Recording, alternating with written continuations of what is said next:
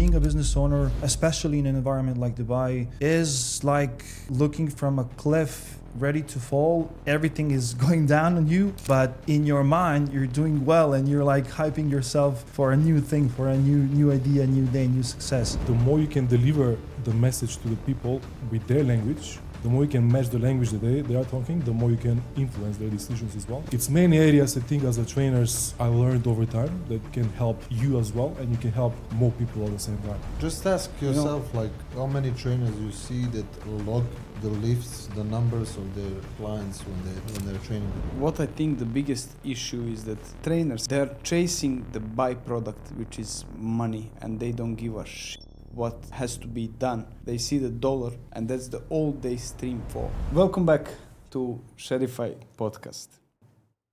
Quite unique experience for me today, as I have my fellow countrymen and a guy from Macedonia. Basically, I'll call this podcast Balkan Talk, but we won't speak any Balkan language. Saying all of that, I would like to introduce my guests. Alexander. Okay, guys, so thank you for inviting me. My name is Alexander. I'm graduated physiotherapist, and it's really my pleasure to be here with you guys and to talk about our business, about our profession in Dubai. Thank you, Anne. Second guest, Marco. Welcome. Thank you for having us. I hope this is going to be a 1 hour of good quality conversation. I hope so. First experience being in podcast is overwhelming, but we'll manage, I guess. Yeah. Marco is having his gym here in Dubai. We'll talk about that later on. Yeah, sure. And third guest, Goran. Thank you for the invitation again, and it's hopefully it's going to be a pleasant talk. It's going to be a pleasant talk for sure. We like to be very emotional and passionate from the Balkan for sure. But yeah, I'm looking forward to this 1 hour of talk. Hopefully it's going to be enough time. Yeah, to discuss I hope everything. so. If not, we will extend, no issue. Well, saying all of that, there is a rakia, no? No, we are drinking water. Anyways, I was hoping that some of you guys will bring rakia. I got some whiskey, but yeah. Anyways, We're let's not real start. Balkan people, I guess. I don't know what this guy. I mean, we are famous for rakia, guys. Come on. We are keeping for professionals from after fitness. podcast. We're professionals from fitness industry, so we don't. I mean, we don't consume. That's true. We do not consume. On the podcast, Only but protein behind shakes. Just scene- Shredify water. Oh That's yeah. it. Anyways, let's start off. I would like to ask you guys, what are the difference, because we are coming from Balkan, right? What are the major difference between Dubai market versus Balkan, Serbia, Macedonia market in perspective of fitness, in perspective of people being fit, in perspective of people willing to change? What are your thoughts? Okay, so basically, me and you, we used to work in Belgrade, in Novi Sad. We used to live together. Yeah, Let's we used to live start off together, like first that. of all. We used to sleep in the same fucking Same bed. bed. Hey, you don't have to open everything. Okay, enough. I'm joking. If we compare the Novi Sad and Dubai, let's say big cities, I think the people are much more aware about the health, about the fitness in general, and maybe they're coming at the same level. Still, Dubai is the highest level possible, I think, in the world. Maybe US different. But if we compare Dubai with the rest of the Serbia, and I believe the other Balkan countries, I don't think so. It's even close. People are not aware about their Yeah, health. obviously, 100%. 100%. 100%. Marco, you could relate to this question the best, because you're having a gym here. And when you have a gym, man, it's already different level. Let's be realistic. Like, you already achieved something what 99 of personal trainers that they Man, they have desire for that. Thank you. And whoever say, I don't want to have a gym, I want to. Okay, good, good. Keep it up, brother. Well, yeah. So, what do you want me to answer? Just the market, like Yeah. you have to basically you need to be a different marketer than just a personal trainer. You need to have certain niche. I would say the way that you approach the business model is completely different. Well, first, Alex mentioned that there is a big difference in terms of the market size and the value. And he said people are not aware. People are really not aware. Actually, if you would compare the whole Balkan market, and I'm not talking only about the Serbia, I'm talking about the Balkan included, even the Turkish European part. The size of the market, fitness market, is more than 10 times bigger. If you compare Serbia only, it's 200 times bigger. 200 times. The value of the market in 2023 only for UAE went over 3.25 billion US dollars. Just to put that in numbers, Serbia's market value is a little bit over 10 million. But those numbers are a bit tricky, so we're not going to go into depth. We all know the differences. When you run a business in Serbia or in our neighborhood countries, things get to, you tend to do things a little bit under the table. So numbers are not maybe accurate, but we're talking about the difference of multiple times. So that's probably the main reason why everything. I mean, that's where everything starts. So.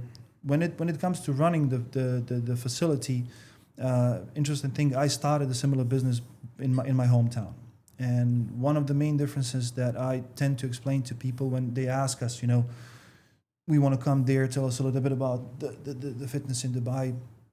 I tell them my story. I opened a gym, a commercial gym where I held PT programs. I also had PT programs for women on the side, on top of that. And I worked with athletes. I was very fortunate to start to work with top-level athletes very, very early in my career, and that helped me to have extra need for education and stuff. But when I opened the gym, literally within a month, I was full. I didn't have any competition, real competition. Everybody knew me. That's the place where I grew. Everybody knew that I have a bachelor degree from university, that I educated myself, that I'm from good family, as they say, and stuff. And that helped me to grow the business very fast. I wasn't even aware how fast that growth was. And if I had this knowledge that I have now, I would appreciate it much more. But then I came to Dubai, to fast forward a little bit, when we opened Lucky's, and officially we started books in November 2021. We had some soft opening in 22nd of October 2021. It's post-COVID time. People don't know you. Like, there is zero people that know you. Aside from people you have in your contacts, when you reach Dubai, people don't care about your degree. I mean, they do care at the end, but you understand what I'm trying to say. I think it's different mindset completely. Completely different mindset, completely different approach. You gotta fight it completely differently. Maybe we'll have time to talk about it from a different perspective. But in order for me to explain, it will take too much time. Maybe I want to leave that for later if we have time. What is the differences in running a facility? That's a subject for itself. So overall, the market difference is, if I would put it in a nutshell, we're talking about a spaceship against the old Yugo, the old Yugo or the old boats that go on gas. So that's the difference in a nutshell. What is your first of all, how long you have been here in Dubai, and you've been before? I think you've been in UK, London, yeah? No, that was very short time, UK. But in Dubai, I'm here for 8 years now, and I started basically most of my fitness career here in Dubai. When I started back home, it wasn't really a market to start with. Like, the fitness industry wasn't really demanding that much. You could say there is a personal trainers around, there is a fitness industry around. But when I came and I saw the opportunities in Dubai, you can see a lot higher competition as well. And competition can only make you better. Yeah. In terms of what is it healthy competition? Always, yeah. I always say competition is healthy. If someone is better than you, you learn from Well him. done, yeah. Yeah. If you're not, you shouldn't be looking down on anyone. And if someone needs help, you can always. What can I improve in my business? What can you do in your business? Oh, you mean? No. What can I improve in my business if there is healthy competition? 100%. Yeah. And then you basically you teach from the person who is next to you. 100%. Yeah. If someone is doing better than some of the things that you do currently, you always want to learn and get better. And that's why I like in Dubai, because of the all opportunities that it gives you. And if I compare the fitness industry to back home, to Macedonia, and I could say maybe for the Balkan as well, I think it's picking up now more and more compared to like my city I come from. I can see there are a lot more commercial gyms is opening up, like with the brand new equipment. You can see the equipment that are also available here, like you can see like Nautilus, for example, or Preco, or some of the good ones. Yeah. It's picking up, but it's still not at the level where it's here. I think it comes down to also to the service that the trainers are providing back home as well. Like you can get, you'll never learn, you'll never be fully educated as a trainer as well. You can always improve on many areas to get the best service for what everyone needs. Also, you can go into depth about this, like certain niches and what you want to improve on, like if you want a physio or body recomposition or just a trainer or like well-being only. But knowing only about these things can make you also a better trainer, just by knowing there are certain areas that you can provide on and become an expert on. But big difference compared to here. Like in here it's demanding, but the demand is also needs to be matched with the quality as well. If you can produce, you can achieve a lot here. Yeah, I agree. Saying all of that, okay, there is a big difference between Balkan and obviously Dubai. I think Dubai is, as Marco said, space shuttle. Maybe just Miami can compare, but I haven't seen many. Maybe even Bali. Bali is like with To be honest, I didn't do any deeper research outside, because I did research a little bit with the numbers that I had in mind when we was opening. I didn't research outside of UAE in comparison to Serbia. Actually, this data about the Balkan, I picked up just today. But in general, one of the things that is very interesting maybe to say is the growth rate that fitness industry has in Dubai. So we are talking about the market value, and of course market value is a very wide category, but we're talking about the whole value in terms of fitness equipment, facilities, not only services, personal trainers, Pilates, yoga, everything.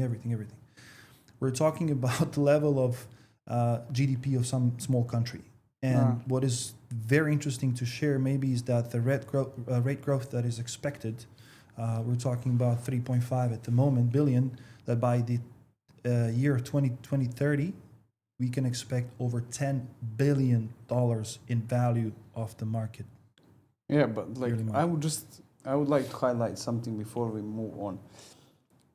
I was thinking about several things, and then I had a call recently with a guy from Serbia, and he said in Serbia there is level of people who are really obese, like it's huge amount. Have you stopped around and see if you see many people who are actually fat here? You cannot see mainly fit people, man. The environment is crazy, and for me this is shocking. As you can see, like Dubai is a leading city in the world and everything is available, but people here, they do have this awareness about fitness, about lifestyle. As you can see, guys, we were joking with the rakia, but now is trendy to not drink, especially here. No alcoholic drinks. Exactly, people are shifting away from this old school mindset. So By the way, when we talk about the markets, there is a small decrease in recent years in tobacco industry. That's, I believe, pure sign, especially in GCC region. That's a pure sign of how fitness is affecting the other areas, lifestyle. Only the aspect of you're talking about and the opinion you shared. It's a bit tricky to analyze that. We all agree with you that there's absolutely many people, but I think that's because of the factor that there's many expats that do come that are very, very driven, very success focused.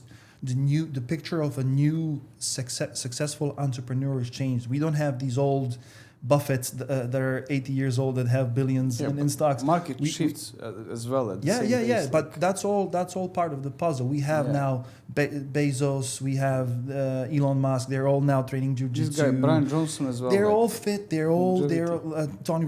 I mean, part of the success story today is being successful in treating your body well. So that's affecting every professional level, every professional individual that actually wants to do well.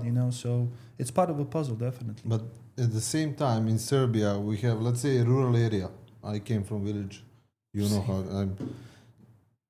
every man gets married after 30. He start getting stomach and starting collecting how much pills he will start to take, blood pressure, diabetes, and he's not changing. He tried to change the lifestyle for a little bit, but then later on he sees, why should I change my lifestyle? I can take a pill and I continue with my old lifestyle. Yeah, So- but this is as well a society which Absolutely. we live at. Awareness. Because I would like to highlight, and then you can agree on correct me on things like the pharmaceutical companies. They don't want you to be healthy, but they don't want you to die, so they keep you in between. Same comes to the market shops, industrial area, like for the food, for the drinks. They want you to they want you actually to be full, but they don't want you to be even hungry. So they give you all this shitty stuff inside to keep you all the time hungry for the things as chocolates, as meat, all these things which they are actually injected, right? Which is very sad. And then same things to, as you said, doctors. People are relaying to pills a lot. The last thing they are willing to do is actually to go and do something for the health as anything related. You don't need to go to the gym. You can go for a walk. You can play football, anything. That's our role, right? So this is where we come up and educate people on you don't need to actually do anything amazingly extra to get fit. You just need to make small changes every day, like small habits. But also it comes down to the people that are willing to change. So more people are not ready to change, and they just don't want to do the sacrifices, and they don't hit the pain scale yet. Like they will see one day their health will suffer. Someone will call them, hey, you gain a little bit of weight around the waist, and that's the pain that they need to feel before they start feeling the change. They need to start making some changes to feel better. Yeah. And this way, as a trainers, we educate people on you don't need to do anything extra a lot, but you need to do the things that will make the change for you, basically. This is where the personal training becomes highlighted. It's important. It's not like a template, it's individual for everyone. Yeah, and I would agree on that completely. But then we have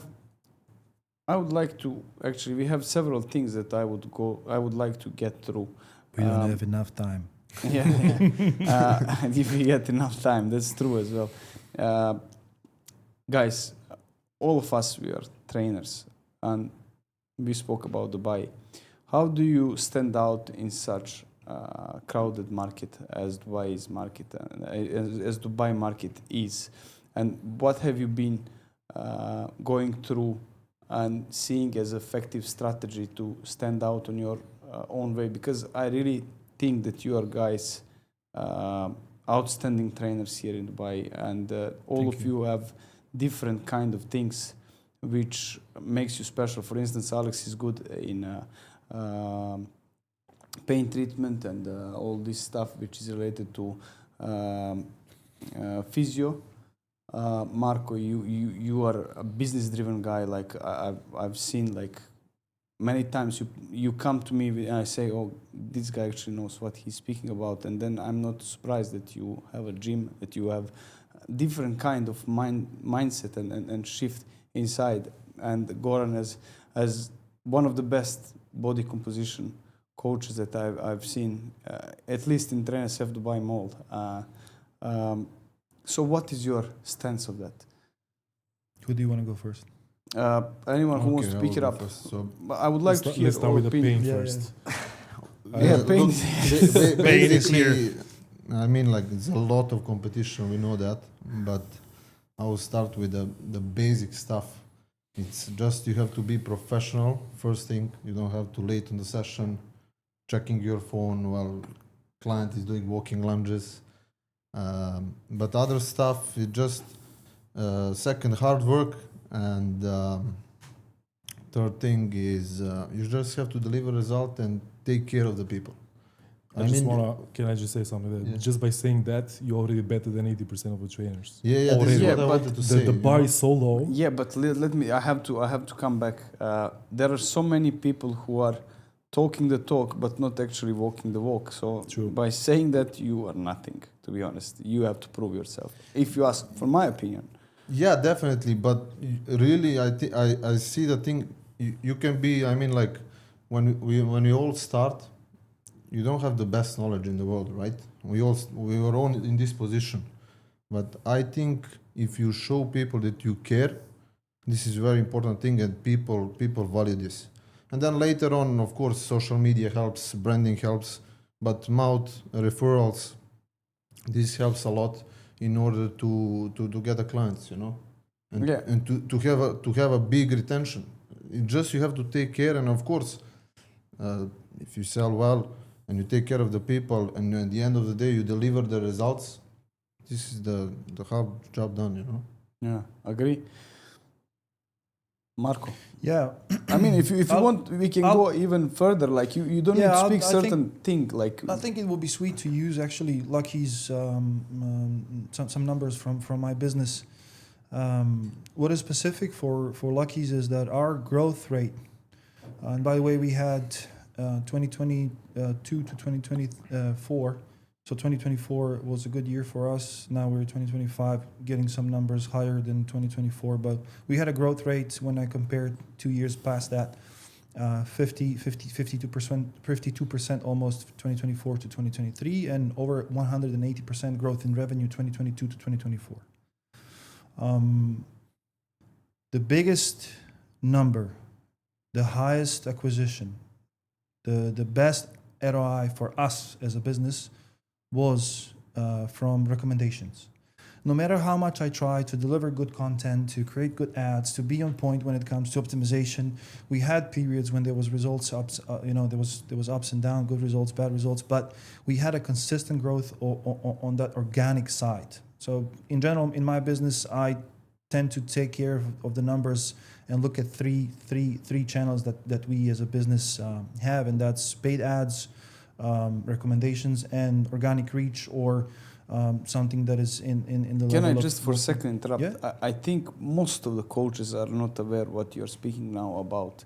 If you can just deliver a little bit deeper Sure. and explain, because like this is the core foundation actually of the business. Yeah. And I think people are You see, not that's the educated. problem. I get you. I'm listening to Alex Formosi, somebody who is in business, knows about his name. Very famous American guy in business mentorship. So he says that the success is always hidden in the work that you hate and in the work that you delay, or something in between. Yeah, those lines. exactly. Many coaches don't know their numbers. Many coaches don't know where they are financially, where they are in terms of even tracking the programs. And I mean, that's okay. If that's what you do, that's what you do. It's not a guarantee of success, but it definitely increases your chances to. You want to know more about these three channels that I mentioned? How we track that, or No, just like to explain what is the foundation. What do you see? As you said, you are tracking KPI, you are tracking that data, and then according to that, you can see what you can eventually potentially improve in your business. Because if you don't know the numbers, you will never be able to run the business. Yeah, You yeah, can be a yeah. trainer, you can be a top trainer, but as a businessman, you will never be able to scale your business. Actually. Yeah. So, well, for me, actually, the most important thing that I look at from those numbers are mistakes that I made. Take them, absorb them, and learn from them. Okay? There's no guarantee. Entrepreneurship, being a business owner, especially in an environment like Dubai, is like looking from a cliff ready to fall. Everything is going down on you, but in your mind, you're doing well, and you're like hyping yourself for a new thing, for a new idea, new day, new success. And you're always in between those two things. If you don't know your numbers, if you don't know at least where you are in terms of finances, in terms of how many clients your business can actually take. And just to be clear, 4 years ago, I didn't know anything about it. I was a technician, a coach, that you put a problem in front of him, you put a client, I work on it, that's it. But I had to develop that side. So, I mean, we can go very deep on these things. You gotta, but if I should conclude something and give some advice, you gotta track the numbers. You gotta understand where your client's coming from if you want to grow, if you want to scale. If you're a freelancer, that's a lower scale of tracking things. But if you don't know what's going to happen for the summer, if you don't know what your maximum client number is, if you don't know what your maximum hours are, you're a little bit like a those balls in the flipper that just go bounce left to right without any. You don't know. You are just in where the space. you are. Like you are just flying around. Yeah. I've seen him. He's tracking. You're tracking everything, and I know that, and I really admire the way that you approach the job itself. What is your go-to opinion? Well, I learned that. I used to not do that initially. I made all the mistakes a trainer can do. When I came here initially, you want to prove yourself, and you're not sure how to really prove yourself. Should I do it some fancy workout, something no one saw? Is that how I train clients? I did that initially, but I was like, I go against my values. This is not something that works. But that was actually the only way I see other coaches do. And over time, you realize that, okay, this is not how it's supposed to be. And you finally, you find your identity into the game. The more you do it, the more you find the mistakes. And you cannot really back them up. Like, you'll do something, but like, okay, but it's contradicting towards how does this help me? It helps you to attract the client, but how does it help him? So this is like a shift that is necessary to happen in everyone's clients and everyone's trainers, is to realize that also you cannot help everyone first. Not everyone wants to be helped. Someone wants to do that fancy workout maybe. Someone wants to come have fun. But majority of the people, they want to see value in terms of results. They want to improve on many areas. They want to improve how they feel, how they look. By that, they will improve their confidence, the way they talk with people. And it's required a hard work that I learned that over time. Some people require more hard work than the others, but you adapt to the individual, which is also something I learned over time. Like, you cannot be the same with everyone. You need to adapt the way you speak. Yeah, this is a skill. Yes, requires emotional intelligence that I learned over time as well. Like, the more you can deliver the message to the people with their language, like, you cannot talk the same way like we are talking here, like with everyone. The more you can match the language that they are talking, the more you can influence their decisions as well. But this is social intelligence. Emotional intelligence as well. Like, it's many areas I think as a trainers I learned over time that can help you as well, and you can help more people at the same time. We are talking about training, trusting the process, because we know how slow this is. Like, the change doesn't happen in 1 week. It doesn't happen in 1 month. It happens over the 3 time. months, 4 months, 6 months, a year. But if you convince them, that's why I started using data. Like, you'll be like, okay, you just need to stay in calorie deficit for 9 months. No, I don't want to do that. Like, why? I will just do this fancy workout, or that guy that shows me the shortcut to abs or EMS or something. I will do that first. He will do that, but then he will realize that's not working as well.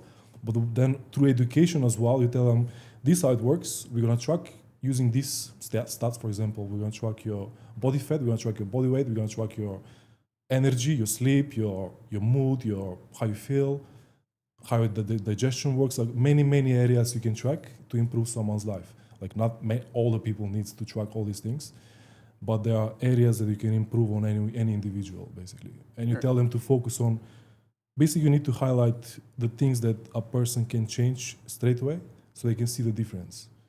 But yeah, this goes a lot more in depth into first trusting the process, them trusting you, you walking the talk as well, like you doing the things that they are doing it as well. So many things goes into you scratched a big subject. If I can just may add, because your initial question was what is the recommendation to stand out?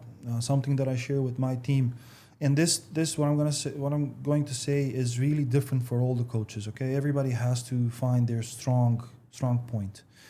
It completely, regardless of what method you use, what approach you use, what you highlight in your trainings, and even if you go to the opposite side of what he was saying now, I think the most important thing when it comes to our profession, our work, is that clients feel your presence. Now, for 100%. somebody that might be showing them numbers, okay, this is the cycle where we grow 5%, we are adding this, you lost kilos, you lost this, you gained it.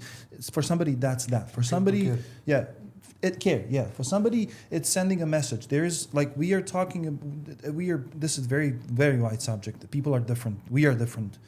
Somebody appreciates a message on Sunday, hey, how was your weekend? More than showing them the numbers. I have clients where I kill myself explaining anatomy, explaining why there is efficiency, certain exercises, and at the end they openly say, "Hey, I don't care. Let's just have fun."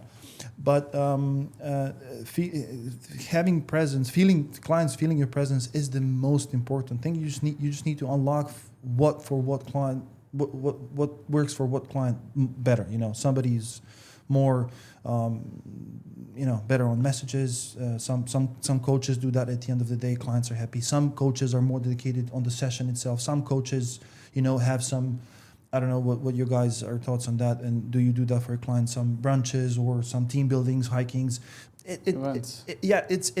It's a wide subject, but if people feel your presence and feel that you care, I think that's the most important thing in our business. Yeah, and for you especially, I would like to come back later, but let's just I'll have a question for you.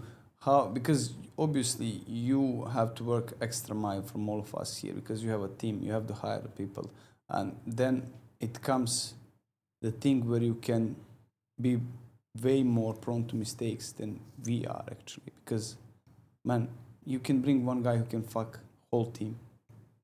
And just one guy. But I'll come later, but I'll get back later, because I would like to ask him. He's being quiet, and I feel that he'll fall asleep. No, we don't want to get him asleep. I just like to listen. Yeah, but I would like to hear your okay. opinion. Obviously, I know you way longer than I know all of these guys here, and we were in the same bed. And I always look after you, because you are extremely professional person, and you are the guy who, if you have to put somebody that lead by example, that's you, because you take things. Sometimes I was feeling that you taking things too serious. Yeah, but saying all of that, as for instance, we all have people who are coming with a pain. What is your advice to go with?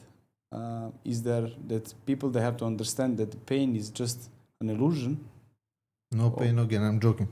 So basically, I changed my thinking about this for 180 degrees.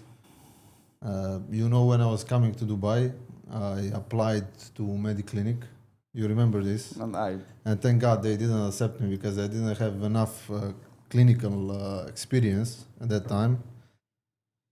But I think personally, when it comes to the pain, the movement, this is why I stay in the gym. The movement itself is the best therapy that you can get for the pain. And one more thing that is very, very important is that people have to understand that pain is not equal damage. Injuries are different, pain is different. When we talk about it's very hard to get. Can I ask you something? Yes. Just because it's now, for instance, if you have pain in your, let's say, if you have pain in your elbows, you can have like the damage in your jaw. I'm just giving you an example. Yes. So just for people to understand, because when people get this alarm, pain, I'm stopping everything. Yes. But maybe the cause is not where you feel the pain.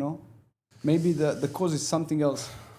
I change approach towards those things. For example, when someone comes to me with a pain, first thing, if I want to get rid of the red flags. Red flags are for example, cancer, Red flags are fracture, and red flags are some major ruptures in the muscle or whatever.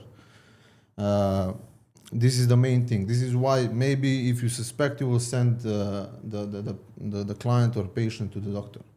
The second thing, I don't care about the structure much anymore. What does it mean? For example, I don't care what's happening here. I acknowledge that you have pain here, but I want to improve what are your painful moments, and we want to work on it.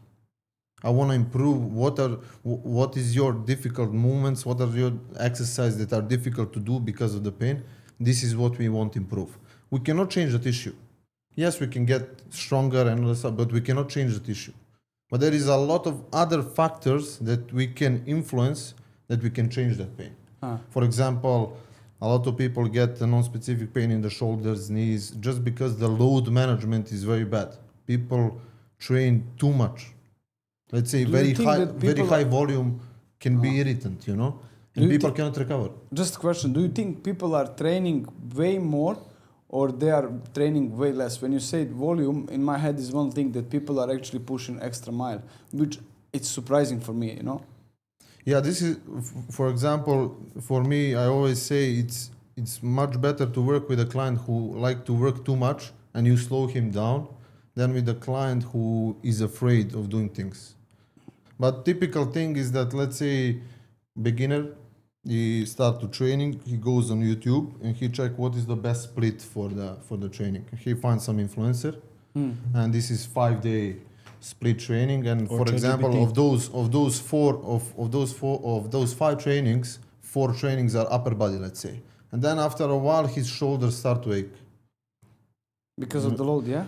too much volume, and he can handle as a beginner, let's say 8-10 sets per week, but he cannot handle 30 sets on those shoulders. I'm just giving example, but this is very, very, very frequent, and this is and then you take any joint in your body, but the first thing when it comes to the pain, you want to rule out the red flags, and then there is a strategy. You can work around the pain, or you can gradually expose person to the pain, and then eventually brain will adapt, and then person will have less pain.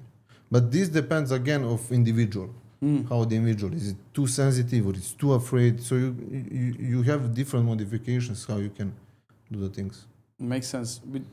You said something really interesting, guys. Do you think that Instagram? I will just now stay on Instagram. Influencers are misleading the fitness newbies. 100%. Yeah.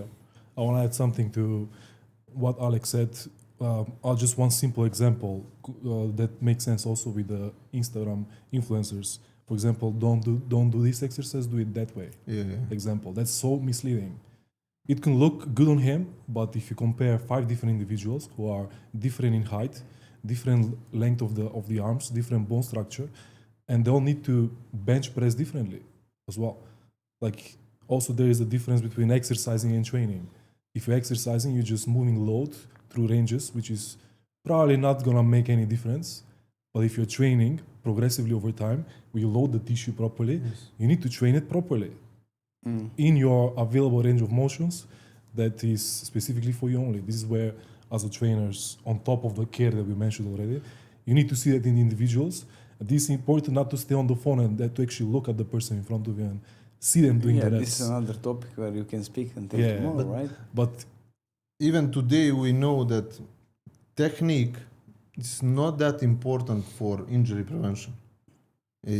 It's more important for performance. So if you, let's say, deadlift, if you start doing deadlift as let's say from beginning with, let's say, rounded back, and you gradually load this, your spine will adapt to this, and you see the guys in the gym lifting with rounded back. This is just example, and they never get injured. But we are very adaptable. Neutral position for him, right? It's not neutral position for him. He just started with a minimum effective dose, and he gradually exposed himself, and he allowed his tissue to adapt to the way how he's doing. That's it. That's also misleading information as well. The spine is supposed to take load. It's supposed to flex and stand as well.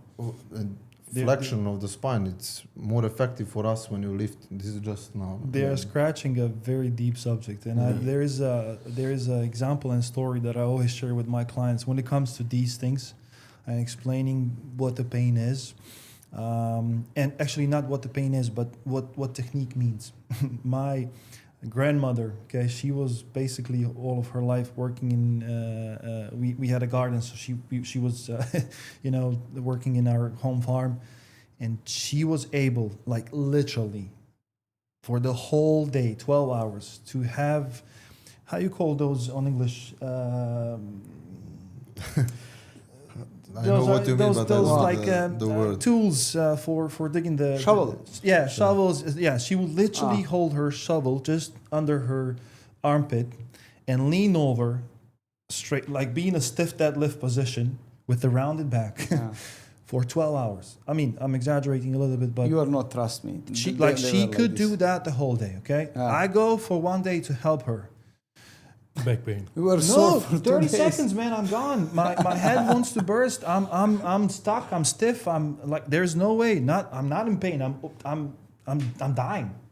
There's no way. I don't have the conditioning. If we want to put it into the scientific coaching perspective, I don't have the technique. I don't have the stamina, endurance. Basically, what I'm trying to say, what Alex said, my tissue, my brain, my nervous system is not adapted to it. 100%, yeah. Makes sense. This is really good advice. For So people when to I'm go with. explaining, I'm literally using that example. I don't know if it's suitable for the podcast like this, but yeah. So basically, like we are adaptive people, but we need to know the rules of that adaptation. So, Yes, 100%, yeah. And one interesting thing, and I think Alex can maybe add something to it. One thing that is very sweet that I use as an explanation to what the pain is to my clients, I always say that the pain is an alarm. Pain is an alarm from the brain, nothing more. Chronic pain. I'm not talking about mechanical injuries and mechanical pains that happen when you hit something directly and then you suffer from it. The chronic pain that builds up through years, and the pain that Alex was telling earlier, they're nothing more than an alarm from our central nervous system that there is something going on. That doesn't mean that it's on that place. That doesn't mean that there is any change.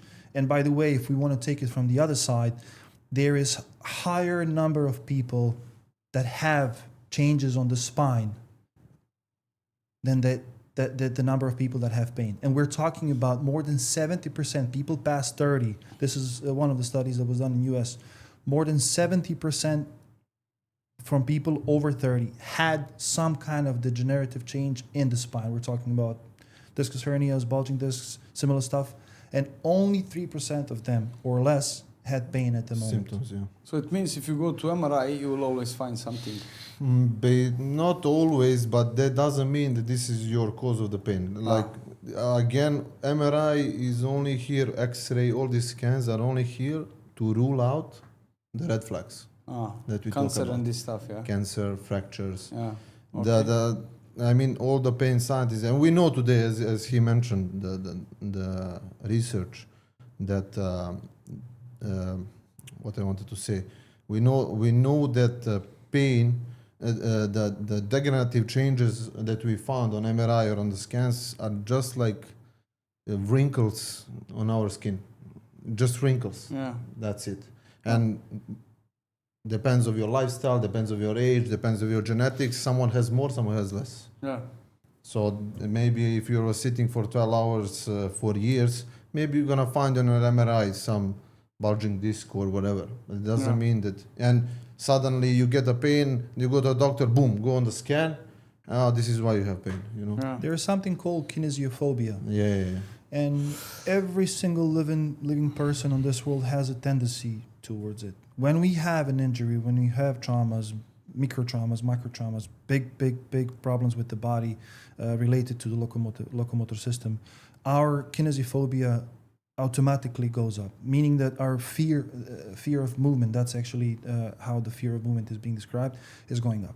How you approach it in most of the cases, now I don't want to be exclusive here, of course, full respect to the white coats, full respect to the doctors and the modern medicine today. We need them on board on this 100%.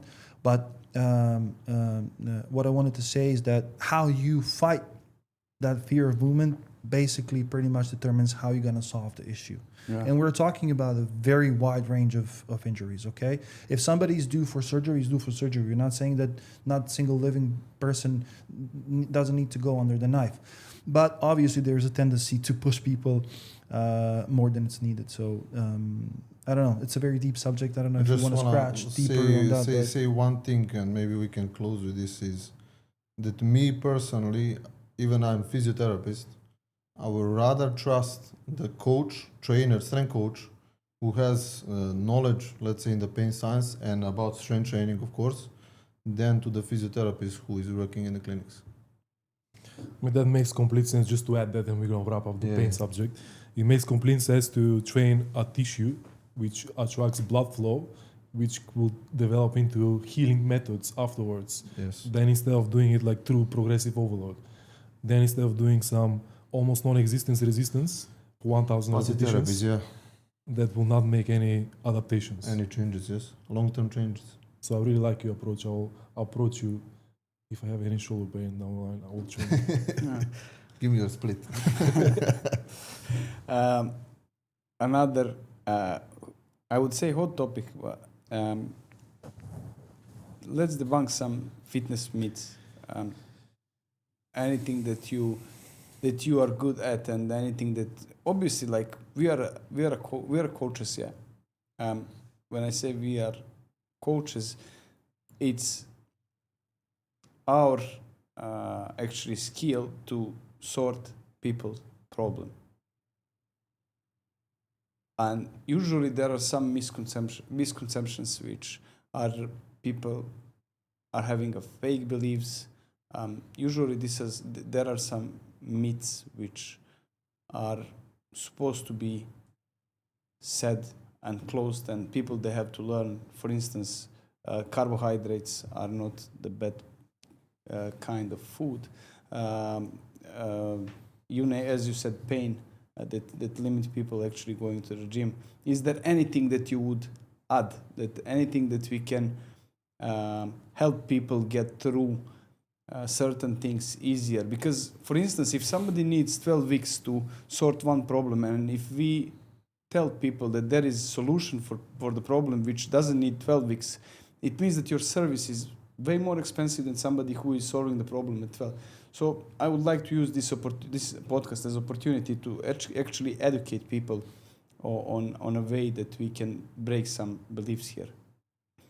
You see that all three of us are talkers. We don't have time for this. It's okay. I mean, like, I really enjoy conversation so far, and there are so many things because you have different personalities here, and I can get the best out of each of you guys. I think if we show to people like certain things, which, as I said, breaking beliefs and debunking some fitness myths will be a great thing to do. I think personally, if I may start first, that all of the coaches still struggle with the myth that you can pinpoint areas in the body that you can deduct fat from. Oh yeah. Still, even today, I have, especially maybe more statistically more on the lady side. Cut here, don't cut here. I want to grow here. I don't want to grow here. I want to tone my body. Yeah, Cool. this is So, tone. so if there is a message to be shared, and if there is something that they can pull out from this short talk, is that there is two elements that we need to look at when we approach this myth, okay? First is element of fat, and the second one is element of the muscles. When it comes to the fat, there is genetic code based on which we gain weight and based on which we lose weight. It's almost never changed. It's changed only in some extreme cases of hormonal disbalances and some autoimmune diseases, but we're talking about very, very, very low numbers.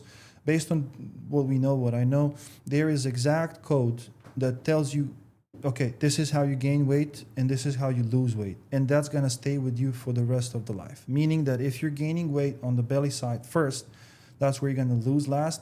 And when I explain this to clients again, I use these extreme pictures. There is some people that, for example, gain fat here. There's, I don't know if you have Yeah, a I've picture in seen front people of you. like who are Yeah. having a fatty. That's a little bit more specific to men. There is something that is more specific to ladies. There are some ladies that are very, very fat saturated on the areas around legs, yeah. calves, lower parts of the body, and we can literally see them when they walk that there is something that's going on there.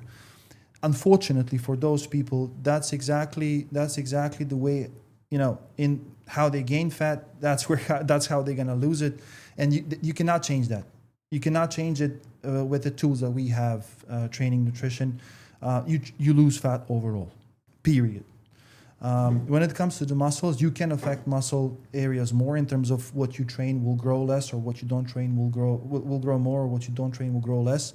But it's really a deeper subject on how you're gonna actually change the whole body composition, and how that's gonna reflect on how you look, on your aesthetics. My wife always complains about her upper body being less fatty than her lower legs, and when she really goes to the diet phase and loses weight, she's always complaining about the collarbones popping out, and she cannot do that on the legs. Unfortunately for her, I'm just using her as an example because I hope she won't mind. That's how it is for her. That's her genetics. Somebody else has different genetics. They're maybe more blessed or less blessed, or she's more blessed than other people. But it is what it is. You cannot affect fat element in that sense with training. Done. Period. Anything to add on? I need to pick just something that will give like a tip to the people that is like a myth, yeah? Yeah. I would maybe add to Marco's point about the body fat, which is one of the reasons I use that as a metric to track on people. The only advice I would say people is just being leaner always helps with everything, obviously. Like that's the main goal. Most of the people are in the gym, just they want to get leaner. But in terms of improving health, looking better, dropping body fat, and knowing basically the numbers, how a certain body looks in certain body fat ranges, they can Google online, they can type in body fat, body at 10%, 15%, 20%, 30%. And usually you can find some similarities to the way you look. And you can compare if someone looking at 30%, but I want to look like someone who is at 15%. So you need to basically lose 15% body fat. That's the end of it. And then you realize the facts. You separate the facts from what's there. Those 15% body fat would probably be around 15 kilos approximately of actual fat that you're storing in your body. And you cannot target that, what is Marco said, but the only way to do it is through system, and you need to clean up the food in a way that you enjoy it, that you can do it probably for 3, 6, 9 months, maybe a year. Someone takes shorter, someone takes longer. So yeah, basically to wrap up is understanding people where they are currently, and not to get with all the fluff around quicker solution, but to understand where they are and to accept that it will take some changes in their lifestyle to reach where they want to be, which is fit and athletic body. Yeah, makes sense. Unfortunately, we'll have to soon wrap up, and I just want to have an opportunity to say thank you first, and then just quick one. Where, obviously, Marco, for you, where people can find your gym, and can you tell us more? So Lucky's is located in Palladium Building, Alco's Industrial Area 3, Sheikh Road. Entrance is from the backside of the building, facing the Alco's. But we deliver the service outside of our facility as well. My business model has two main pillars. That's boxing and weight loss programs. There is a beautiful blend in between those that we combine in our programs for people that want to lean to that side. But in general, they can reach us on our social media, Lucky Sports Club on Instagram, and the steps from there are quite simple. My team will guide them for a trial session, and that's basically it. Where people can find you? Well, currently I'm in only one location in Dubai Mall, Zabil, Trenesev. I'm there, and yeah, that's all I can say at the moment. Social media. Social media, it's stalled at the moment. I need to bring that game a lot up. Yeah. You have no social I media. don't have social media. I think The I'm guy. a caveman, huh? But this tells No. this tells This says a lot about this tells him, a lot actually, about yeah. him because No, he's like- one of the busiest coaches in Dubai for sure. Yeah, Thank God, referrals for me works very well. yeah. I'm mainly in trainer staff Al Quoz, Ah. and I have one family that I train in other gym in Cairo. But that's it, yeah. I don't have social media. You also come to Lucky's. Yeah, lucky, sorry. Yeah. So basically, that's it. I feel that the time wasn't on our side today at wasn't all, enough, yeah, first of definitely. all. You scratched all the big subjects, man. underestimated us. You underestimated No, us. no, I'm joking. I was just like, I think we have to film another episode, and I think I need Maybe to we book. can tip the gentleman to give us more time. Do we have like 10 minutes extra? Next time we are bringing Rakia and he will be convinced. No, quickly. no, please. 5-10 minutes just to wrap it up, and then we can, because I think there is so many things that haven't been said at all, and obviously I was asking Marco, and I think it's very important even for us, because as a personal trainer you can hit certain amount of hours and then burn out, but I think the key is scaling and actually finding right team, right people, and as I said, I think it's a very good question for because people are trying to scale the business, and I know that you are already 3-4 years inside, and I know that you are a real guy, a real hard worker who is doing the dirty job behind. Because when you get to your gym, you can see there is camera, there are coaches, there are receptionists, there is recovery area. So I see that you are working on your brand. And what are the things? What are the steps to go with when it comes to scaling, when it comes to finding the right people?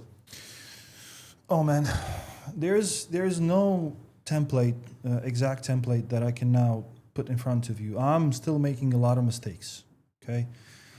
Which is normal, I think. Yeah, absolutely. But that's the tip that I need to.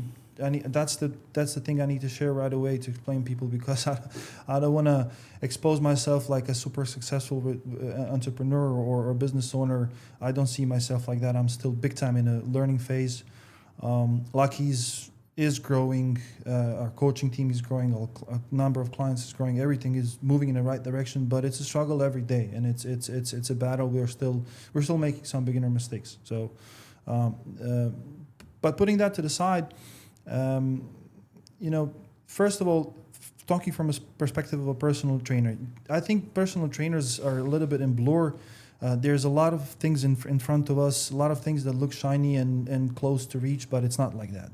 People, when they decide that they want to move away from personal training, or they want to scale their business into something else, they need to decide exactly where they want to go. There is not a lot of space that you as a coach, unless you change profession, can go. There is education, so you can do education live or online. There's a facility management, so you can build your own facility, smaller, bigger, depends on what you got behind you as an investment. You can grow a team, be a convenience-based personal training provider. We have an amazing example of your guest that was here, Ricky, PTD, and similar business models. He has done an insane job, and the guy has like crazy energy. Yeah, I've he's never amazing. seen something. I'm weird. And I'm not surprised that he's there, because first of all, first thing that he said, that he likes to visualize the things. And he put the check of $100,000 above his TV, which is for me like... Yeah, he definitely has amazing story. And Lucky's and PTD organically came together since our day one, due to our Serbian relationships. We didn't know each other that well, but since day one we clicked, and we have a wonderful relationship there, using our facility for their clients as well. So you can go to that side. You can do some hybrid, model. I'm in between of that. So I have my own facility, and I'm also a PT provider. So my go to online. My core, yeah. Yeah, you can go online. You can go completely online, depending on what product you want to go. So those are 5 or 6 directions you want to go. So you decide which direction you want to go, and you gotta stick to it. You gotta go through thick and thin of building your brand in that. There is a big question: do we need to go wide or do we need to go deep? I don't know. I don't want to give advices. Definitely, as a trainer, you gotta be good at something, and then potentially from there you can add stuff. But as a business, again, I mentioned that organically, Lucky's grew organically the most. 2024 was the year we onboarded clients doubled. So we had a 100% higher acquisition rate organically through recommendations than all other channels. But you're quite good in ads as well. I know that you were speaking about We're that. getting there. We're getting there. Yeah. There's a lot of understand the fast things. changes you got to be on point with. But yeah. I mean, learning. And if there is advice, I mean, I know we don't have a lot of time. Very deep subject. If there is something I should leave to people listening, that's learning. Don't stop learning. You gotta grind. You gotta learn. But you need to apply as well. Learn. Like there are so many guys who are like very smart, but they don't know how to apply the things because there is no practice, and that's what is missing. They are very good in certain area, but there is no actually. They don't know how to teach other people. I got a lot of people on the mind. Yeah. I don't know what that is. To be honest, I still work. I worked for years with psychotherapists, not so much on my mental health, but more on my, just social skills, understanding my character, understanding how to flip my side. And one of the things she described when in our conversations that was very specific for me, she described I'm a big Sisyphus, from Greek mythology. I picked the biggest stone, pushed it to the biggest hill, and then just when I need to finish it and to make a point, to make a success, let's say, I drop it down. So me opening that side of my character was a massive thing because it helps me that when I reach a milestone, when I reach that level where I just need to push a little bit to make it happen, that's where I go back in my head, use some strategies that I developed through years and say, okay, calm down, you got this, let's push it through. Maybe that's something that colleagues and coaches that are struggling to get to take a step forward are fighting with. They don't understand their weak sides. And I think, okay, again, another big subject, but I think people need to develop that, understand themselves better. What I think the biggest issue is that people are actually trainers, I'll stay in this lane. They're chasing the byproduct, which is money, and they don't give a shit what has to be done in terms to get. They see the dollar above the person head, and that's the all they stream for. They don't care how the person is moving, how the person is living the life, what person is actually doing next to him on the floor. And then if you come to online, there is like, I've got past week 4 or 5 guys who came from other coaches because there is not the right approach, and then everything is generalized. So you cannot treat everyone. Template. Exactly. Good for the good. I mean, good stuff for the good coaches. So they will always have work. Yeah. This is why easy to stand out, I think. Yeah, as we said in the beginning. Yeah. Like, but you actually need to show like the trait, and you have to walk the fucking walk. Just ask yourself, like, how many trainers you see that log the lifts, the numbers of their clients when they're training them. Yeah, no how many. many trainers? No many. Huh? Just simple thing, you stand out already. But as well, it comes another thing that, as you said, the person comes to you because of the skills that you possess, yeah. But they stay with you because of you. Relationship. Exactly, and then again, this is emotional social intelligence. How develop is your character actually, and how good you are in understanding when to push, when to stop, when to talk, when to be a psychologist, which sometimes I hate because I get full energy on the floor if I go on the floor, and then one person comes to me and takes all of this energy. I feel drained because people are they usually tend to take. Not many are like there to give you actually, and then you feel drained. And then that's the reason I see the scaling and zooming out of the personal training industry, as I really don't see me working for 12, 15 hours on a floor and chasing the X amount and then wasting myself on a weekend and then getting in Vicious cycle. hamster circle and then just what the hell. No time for family. You guys all have you are all married guys. You have a daughter. You have a daughter. Me and you, we still on the way, yeah. It's incoming. Maybe you'll balance it out But then with boys. it comes the thing where you understand that family is very fucking important in the way to stay on your actually on the right path, not on your path, on the right path. We are both blessed that our wives are from industry. They're also trainers. I do believe honestly that if we didn't have that situation, there would be less understanding for some stuff. We met last Saturday. I came only to you. That was supposed to be our night together.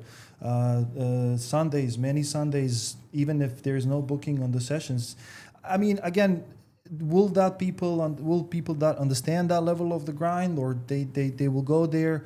I don't know. Is it a good thing or not? I don't know. But it's definitely the key to success. You gotta commit, family is everything. You gotta sacrifice for a long time. Sometimes, period of actually the where you said you want to go, it's there. We all have it in the head, but there has to be a period of just doing whatever it takes to get there. Yeah, It dirty doesn't come job, from dirty the job. sky, yeah. To grind, to Having get the skin in dirty the hands. Yeah, to just keep on and on. But I think it's way easier when you have something to fight for. And in this case, For both sure. of you are blessed, and I'm very happy for both Definitely. of you, to be honest, because you have achieved something.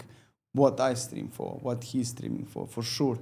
And then it's your engine and your priorities are changing completely. Correct me if I'm wrong. I'm not in your shoes, but I can somehow feel the things, and I can see the way you thinking is still like that. I see there is different stuff. My biggest business investment was family.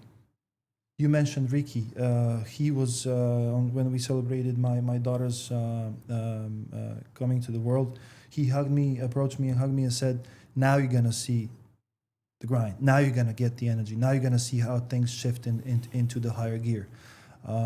Definitely, the biggest investment for me, business-wise, was the family, because it puts you in a frame that you don't have.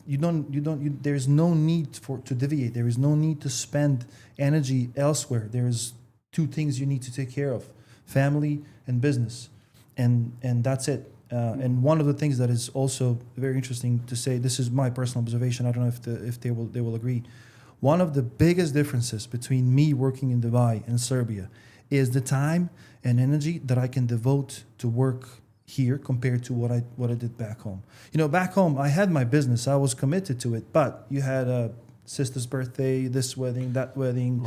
You have lots of events, distractions. All, even if you're It's fully distraction, focused, man. there are some social things that us expats here in Dubai don't need to commit to, and I think that's one of the reasons why, in general, Balkan people, European expats, and other people as well, are very successful here.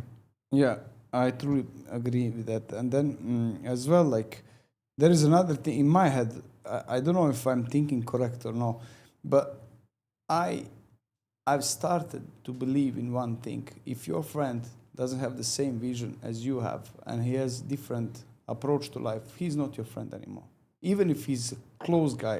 You said you are listening to Hermosi, and he said that actually. And I've started believing in that I need to cut the people out of my circuit who are not having the same vision. At least I'm a little bit against that approach, but that's a whole different thing. I don't think you need to cut anyone. not to cut, but just to life will do things for you. There is something that I don't like in this modern way of thinking. In this, I hate, for example, when I hear, "I don't care what other people think." I care very much what other people think about me, because what they think about me is my what's it called? That's how they see me. That's my reputation. think it's That's wrong. my reputation. How people see me, that's my reputation. there's lines to it, absolutely. Most of the time, people will see you with the wrong lenses. And that's okay, and that's most okay. of the time And they try- will take that home with them. But I will do my best to the people that deserve that, have a good impression of me. Okay, and when it comes to being surrounded, I think there are people that have different purposes in our lives than only just be there to lift you. I think there are some people that just, I have friends and I've really put a lot of I invest a lot in keeping relationship with people back home. It's important for me. It's just the way how I'm built. I'm not absolutely saying that everybody should do that. This is just me. And it's not that I completely disagree with you when it comes to cutting people. There are some people, obviously, that sometimes you need to drop the contact with if they're poisonous and destroying the way how your life is going. But there are also people that don't have to be on your level, but they're there for a different purpose, and that purpose is maybe just to sit once in a year and just positive energy. I mean, yeah Okay. you get some sense. positive out of it. Makes sense. I wanted to ask something, but I just forgot right now. It was related to actually what people think about you. I've heard a quote where it said that within 100 years we will all die. It will stay only frame and the picture. Your kids, your grandkids might remember you. Your wife will cry for a month or two and she'll forget. She will start laughing. Your parents maybe a bit longer, and they will again start living a normal life. And then the point of the story is like, why would you think what other thinks about you if that they don't might even remember your name? You asking me? Yeah, I mean, like this Yeah. is the quote, and I think it's a good point, because most of the time we want to live the life to impress others, which is actually wrong. Because at the end of the day, I was having a podcast with Toby before you guys now, and he said one thing. If I put certain goals, it could be walking down the street for 5 meters a day, and I say to Alex, I say to Marco, I say to you, and if I don't prove that in front of you, you don't care, you don't give a shit. But if I don't prove this for myself, I lose respect for myself, which is really true, man. Once you lose respect for yourself, you'll be a quitter. So that's my point of view. Maybe I'm wrong, but that's the way I think. That aspect somehow. of what you said, that aspect of life is 100% true. And when I said what I said, I didn't meant going into that side. I meant from a little bit different point of view. But for me personally, it's a life richness. It's a life richness. I don't care what's gonna happen with me after the day I leave this world, for sure. But until that day happens, I'm gonna try to do everything that I can to make every day worth being alive. At least I try. Some days I'm miserable, some days are not. Some days people around hate me, some days I hate people around me. That's all normal, that's all life. But for me, being around friends, being around memories, being around people that have memories with you is a blessing. Yeah, true. And to some point, I think we lost a little bit of navigation when it comes to that. It's all hyperextension. It's all quick and fast. It's all being used with purpose. I think as well it's environment where we live at. If, for example, if I come with this story for somebody from your city, your village, your city, they'll say like, go fuck yourself, man. Like, I'll go and help my neighbor because he's building his house. I'm going there. I'll leave my job today and I'll do his things. As well, I think we have like a little bit, we are influenced by the by this that's Western why I said. world, which I mean, like for me at the moment I'm trying to pursue my career, and that's maybe in 5 years I'll say I was thinking wrong, but yeah, just I think environment. Long conversation. Yeah, I don't want to take others mean, people's if time. I mean, it's just trying to wrap up what we say. I agree on many things that you said already. I think me and you are similar in how see things. From the perspective of if some people are not aligned with what you want to achieve, it will basically if you have a certain goal you need to achieve, certain habits needs to happen in your life as well. So you have 24 hours within a day, and you can dedicate just enough time to tick all the boxes: family, work, career. And if you want to expand to grow even more, you need to grind even more during that period that you have remaining in a day. And to reach a certain level, like yourself, like you're aiming to reach a certain level, you know what needs to happen. You need the changes, you need to grind, you need to... Yeah, I do just certain want to be things. vulnerable here, like completely. I was the guy who was getting wasted every weekend, going with random people I don't even know who they are, just to get wasted. And this is complete waste of time, guys. And then I understood that this doesn't help my growth.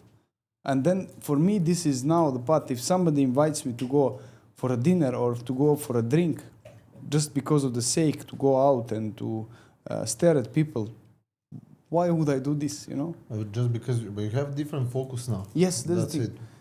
And as you said, you shouldn't care because another people who will maybe get offended because you didn't accept.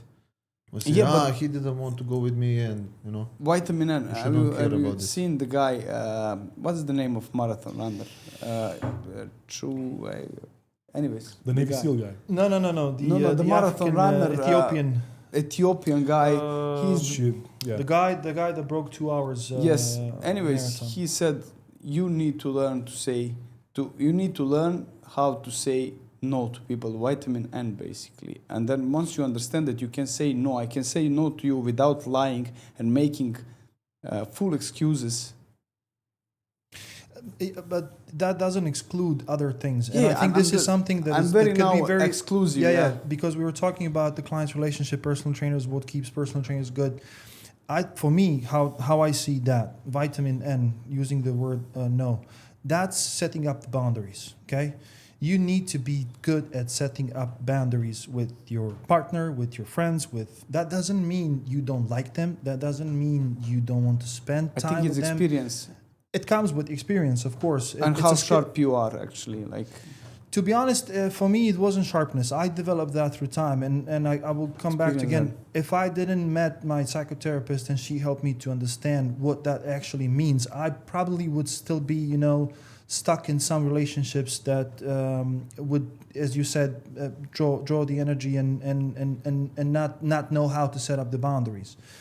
One of the things that actually helped me to get to Dubai was that exactly, and for me, that is the key to successful relationship with clients as well. yeah. You got to know how to set up those boundaries. All right. Guys, what to say? I'm really grateful that I had you today here as a guest. As I said, Balkan Talk. I'm looking forward to film another episode where we can speak more about mental health. You mentioned several times already. I think very important topic. Absolutely. But before that, I just really want to thank you, and it was really amazing. Thank you for having man. us. Thank you. for inviting I us. enjoyed myself. It was a really good chat. Nothing is over yet. Maybe we could do it again. Yeah, definitely will be on the menu because most of you guys are traveling now. I think I'll stay here during the summer. But if anyone is here, I will be more than happy to film the thing. Definitely. Rakia, Shredify.